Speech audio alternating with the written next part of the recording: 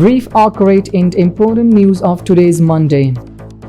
The acting Prime Minister of the Islamic Emirat Maulavi Abdul Kabir Hafizahullah, in a meeting with the generals and commanders of the former administration, said that there is no threat to any military or political employees of the former administration and they are all living in peace and quietness in the country.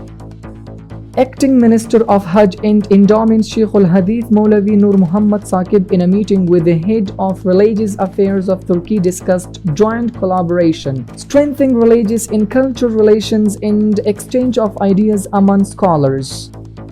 Contact Commission with Afghan personalities. The former administration, the head of the Foreign Nationals Permit work of the Ministry of Labor and Social Affairs, Shahidullah Safin, returned to the country with the efforts of the commission. The Kabul police headquarters says the police of the 15th area have arrested those people who allegedly have stolen 2 cars and 4 people for different crimes.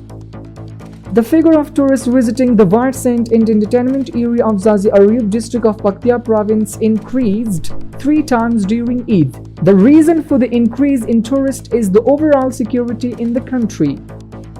Kabul municipality, in the 10th passage of the 15th district in the container alley, the complete work of the side roads is in progress. The Ministry of Interior says the security forces of the Helmand Police Command released 1 person from the clutches of kidnappers yesterday in Musa Kala district of this province and arrested 7 kidnappers in connection with this case.